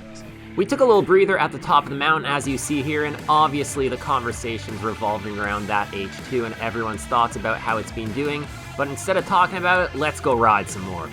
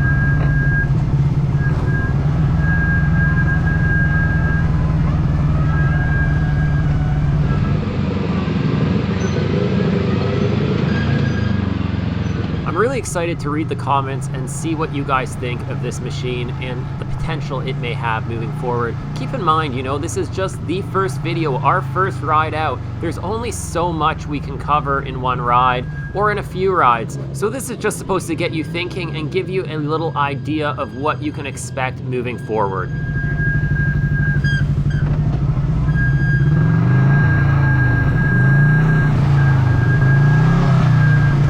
I learned a lot about this machine in the 10 days I had it, and I'm excited to share a lot of that stuff with you over the next few videos in this series. We'll get a chance to explore and learn this vehicle together through the videos. One discussion topic that came up quite a bit when we were out in this machine talking to various people was, is it worth the extra money over the KRX? And that's for you to decide based on your riding style, your budget, your expectations, and your needs. My hope is that these videos can showcase the machine and help you answer some questions you might have. If you ask specific questions within the videos, I will try to read through all the comments and address what I can in the upcoming episodes. In full transparency, my hope is that if we do a good job producing these types of videos, that companies like Kawasaki will continue to be open-minded towards lending us demo machines, because I really enjoy experiences like these, and I know a lot of you guys enjoy the content that comes from them. And if you do enjoy that content, please subscribe to the channel because it helps us lock in opportunities like this. Over 85% of our viewers watch on TV, so if you're doing that, scan the QR code that's on the screen right now with your smartphone camera, and it'll take you to a link to subscribe to the channel.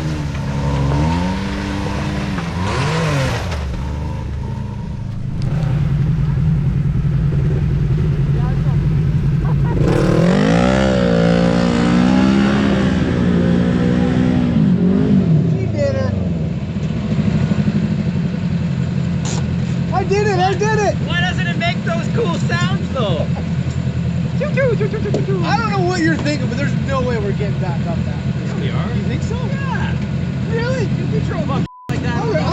I just don't see it. That's the only spot. I know, going down the hill's never as exciting as going up it, but it's still a fun time, and I just wanted to show you guys the full picture here. I didn't want to cut too much out of this video because I really want to show you how the H2 performs. We're gonna turn around and go right back up now though, and some of these obstacles definitely won't be as easy going up. Yeah, going back up, it's going backwards is gonna just top off the day. Oh, I'm game for it. I just think we'll make it with the fuel we have. I'm fine for fuel, yeah. I don't know what you guys are like.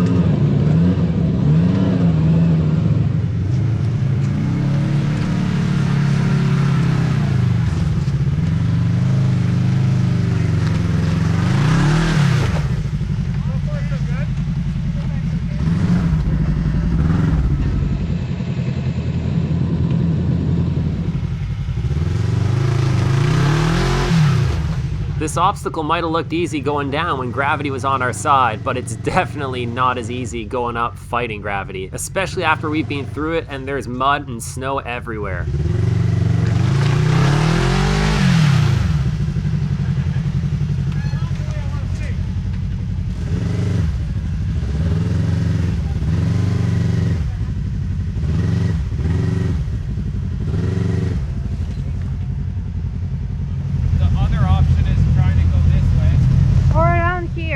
Or around the bypass. I think that's probably harder. Can you get forward and back out?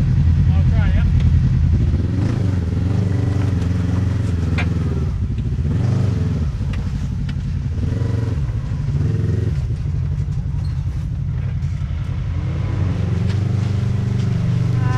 You need to be really careful here.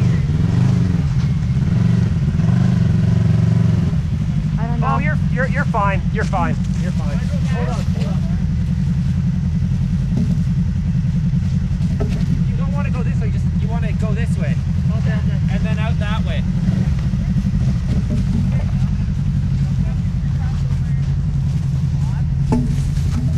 Fine, I'll guide you.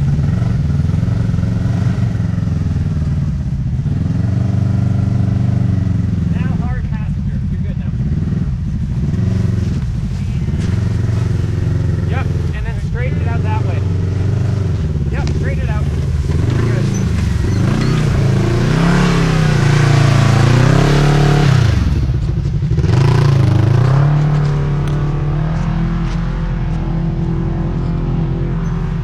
Go, Ma. Yeah, try it. You need to try it.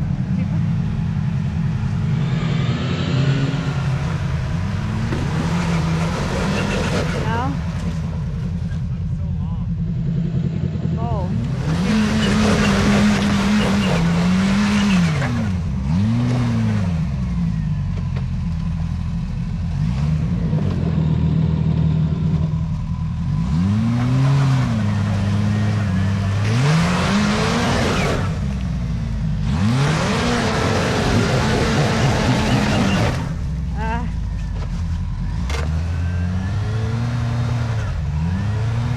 Let's go see.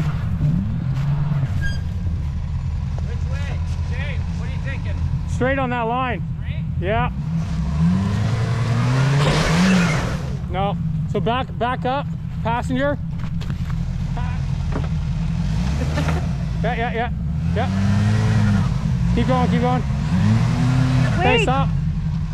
Where's his helmet? Remember guys, wear your helmets, wear your harnesses, especially when you're on extreme terrain. You're gonna want to come more driver, yeah.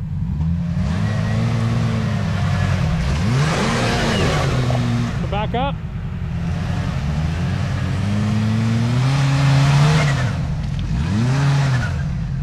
keep getting pulled that way.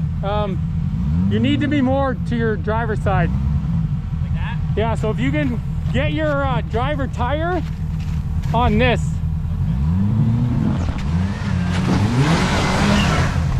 That's what happened to me.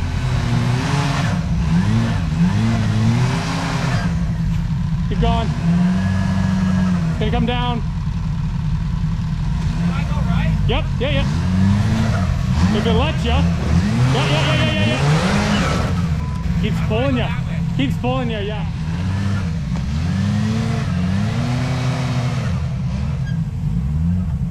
Tree. There it is.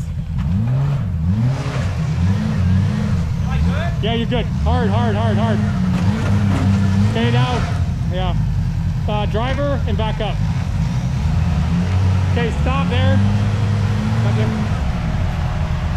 Yeah, go that way if you can. Yep. Passenger bed, yep. Just crawl it, yeah, crawl it.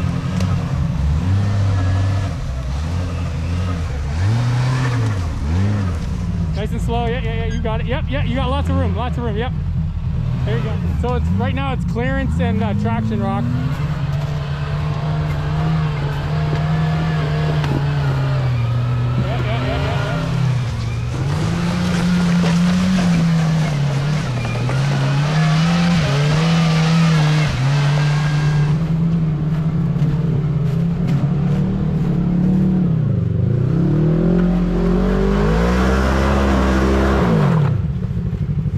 Don't keep going.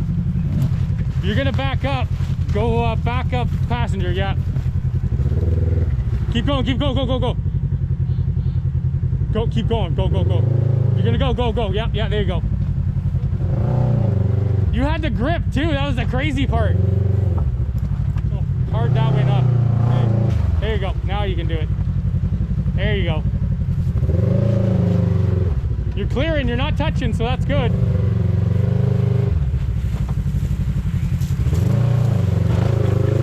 Now you're touching, damn it.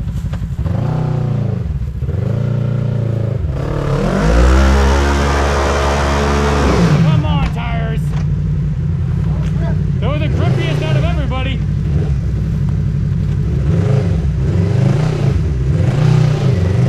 There you go. Yeah. Roll it.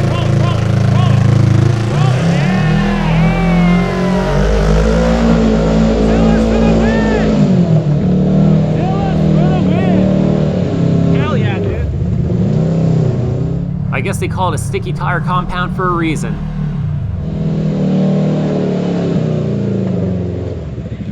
I cracked the back plastic hitting the tree. Oh, that tree? That I was... didn't see that one. I was looking at the other one. Oh, okay.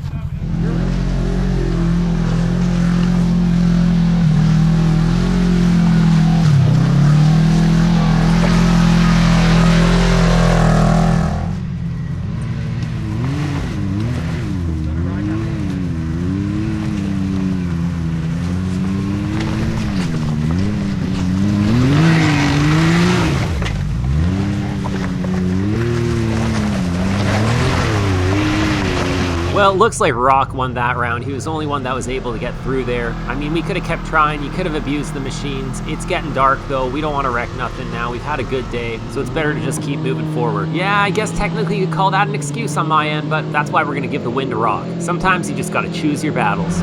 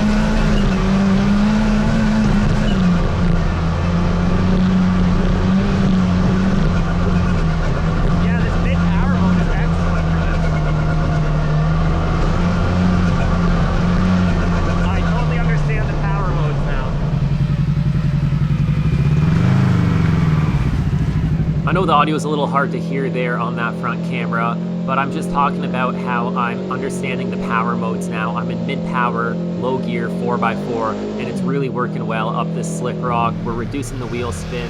It's got enough power on tap, but not so much as the brake traction.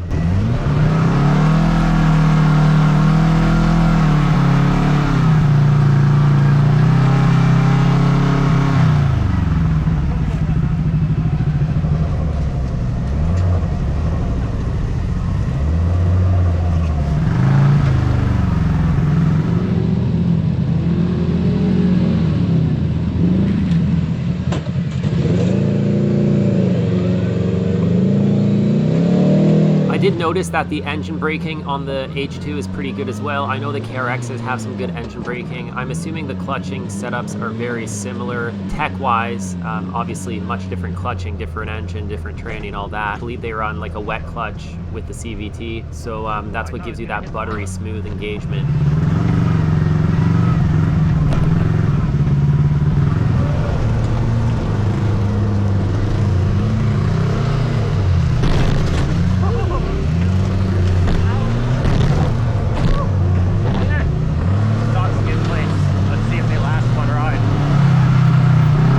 Smacking the skid plates quite a few times throughout this video, and Kawasaki in their marketing content is boasting about the fact that these machines come from the factory with a full underbody metal skid plate, which they are claiming, you know, is superior to those underbelly pans that some of the other brands provide you with, which are made out of like a thin, flimsy plastic that just shatters. You know, overall, I just hate metal skid plates because the problem with metal is it bends, and when it bends, you take that skid plate off, and then it's freaking impossible to get back on there, or it's hard to get off, and it's disposable. Does it provide more protection than a crappy plastic one? 100% yeah, it does, but it doesn't have the life cycle I'd expect.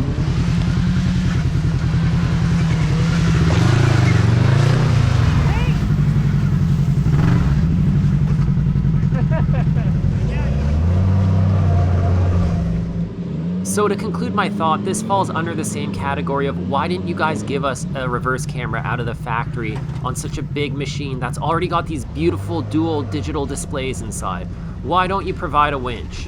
Why is there no factory tow points? I mean, for the tow points, like really, how much more money would that cost in mass production? Same goes for the reverse camera. I can understand, you know, the winch is a bit more pricey, but I would argue on a machine this size and weight, a winch becomes a safety item. They're giving you a roll cage, it's gotta be roll tested, then how are you expecting to get this machine out when it's stuck without a frickin' winch? I really wanna hit that, but I'm not gonna.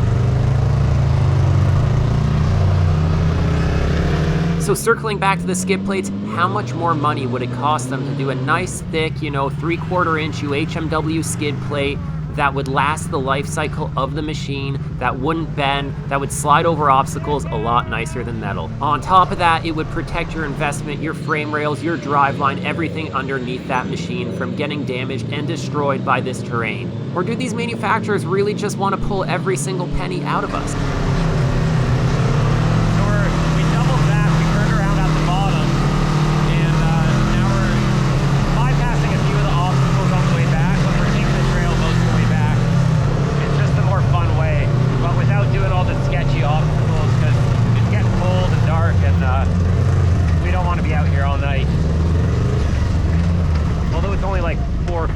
Or something, isn't it? 4:49. Yeah. Days are so short now.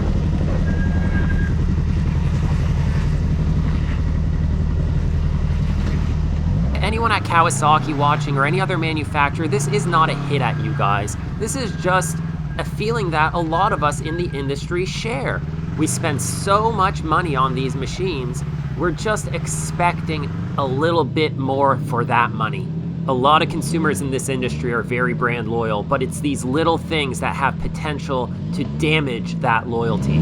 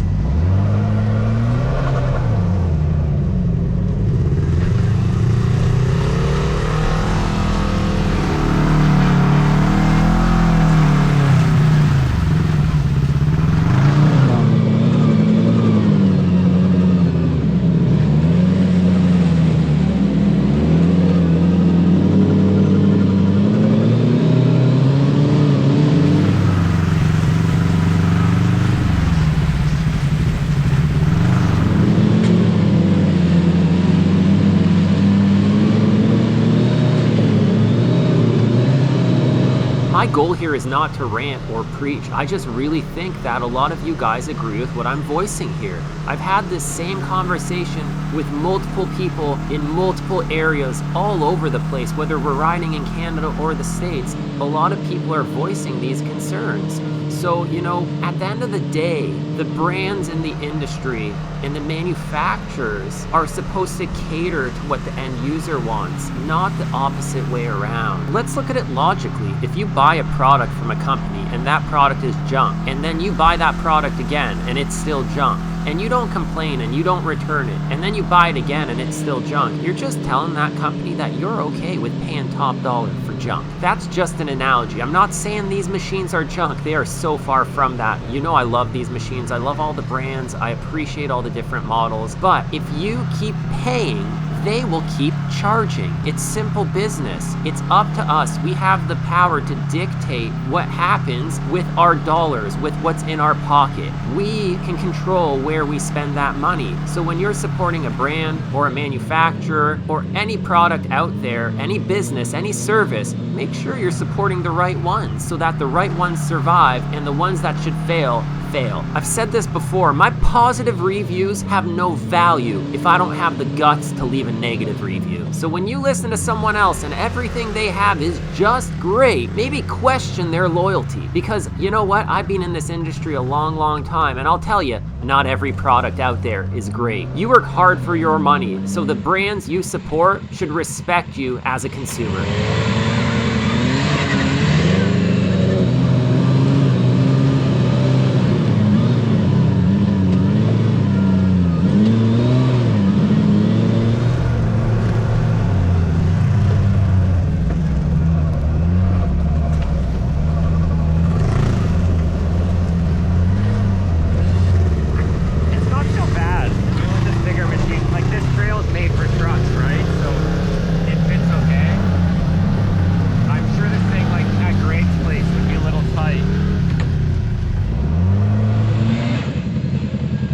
I was just mentioning that this trail is great for this bigger machine. It doesn't feel tight at all here, but if we took it to the trails at Super Greg's place, there would definitely be some sections that are tight, and I'm happy to let you guys know that the last video of this series will be on our local trails at Super Greg's place, because I know a ton of you guys want to see how this machine performs in a tighter, more technical environment.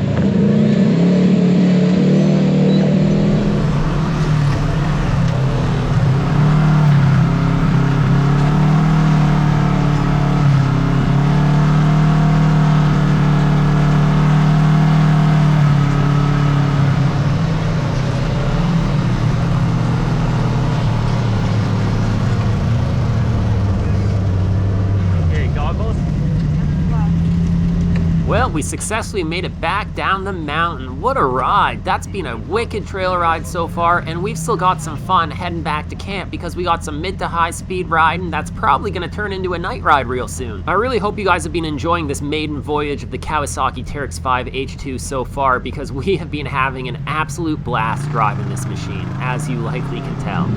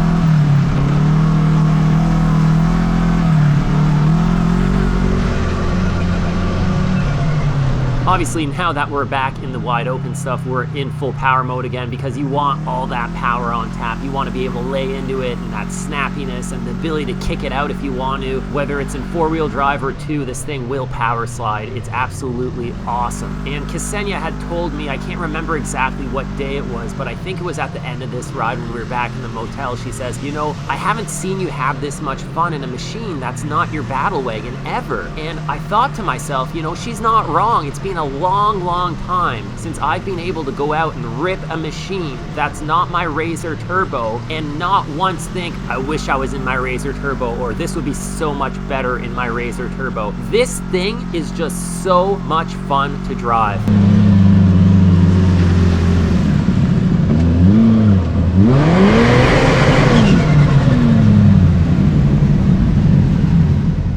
Woo! Man, you're cooking. That's good. Yeah, you're ripping.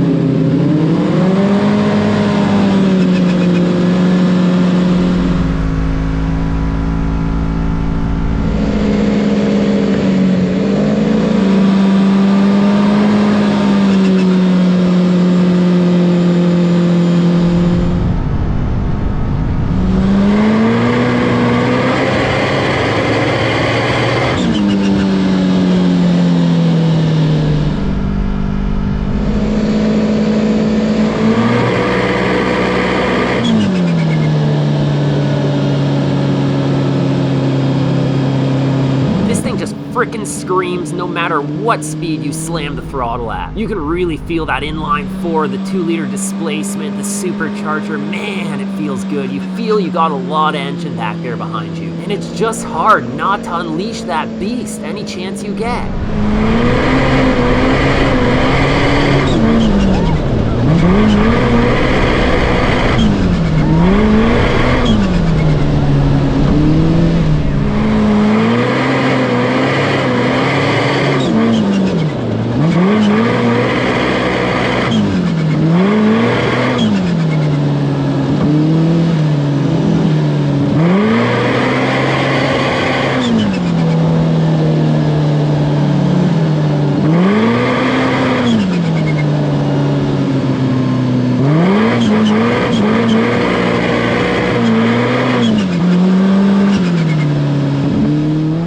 Here watching this, then I know you're enjoying it, and we're probably cut from the same slab. I just want to take a second and give what I would call a bit of a disclaimer.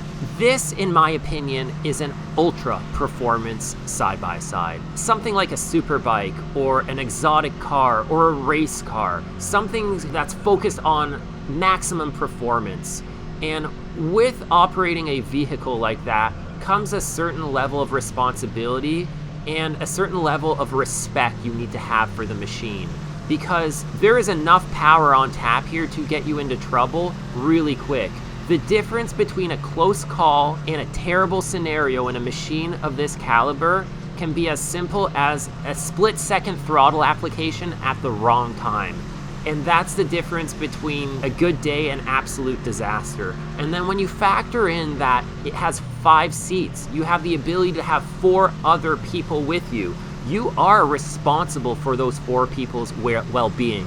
So before you go out and just mash the throttle like a dumbass throttle jockey, think about that. Leave your ego at the door and make sure you don't overdrive. I'm not trying to be a Debbie Downer or a party pooper, and I'm not saying I'm the most skilled wheelman out there. I've got quite a bit of experience over the years in a variety of high-performance equipment, not just side-by-sides. I've driven drift cars and built them. I have a road racing car. I've driven all sorts of ATVs, and I know a lot of you guys have also been driving and riding for many, many years. So if you have that experience under your belt and you consider yourself a gearhead and a driver and a wheelman, this is the machine for you. It is absolutely awesome. And if you get the opportunity to take one of these out, do it, because you will really, really enjoy it. You'll have a blast. This thing is engineered with the driver in mind, and it is just a pleasure to rip around in.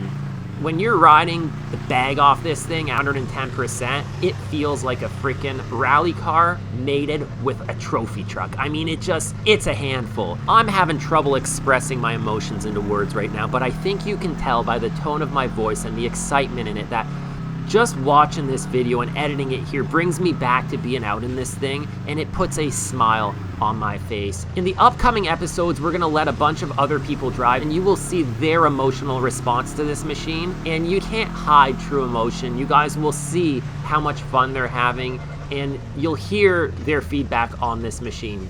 So stay tuned for those videos. I hope you guys really enjoyed this one. Our maiden voyage in this machine was really positive.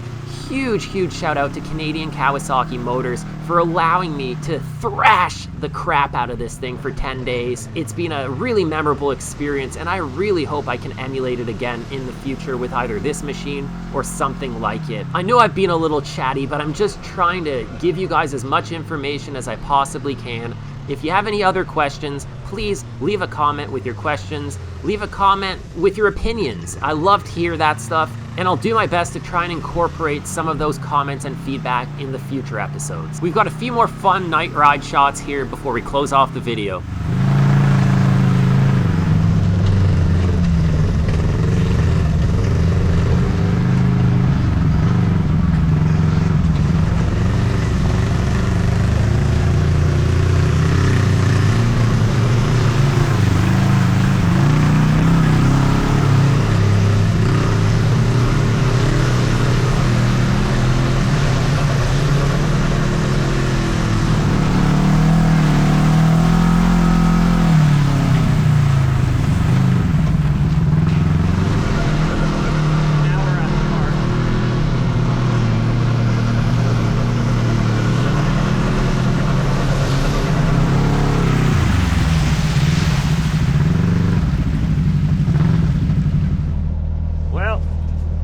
About to die, guys. An hour and 11 minutes on the Insta360 Ace Pro 2 in this weather. That's wild. Shane's just died, so hopefully you guys enjoyed this ride content of the Kawasaki H2. It's been a freaking awesome day. We'll close up when we get back, but this will probably be the end of the ride content for today.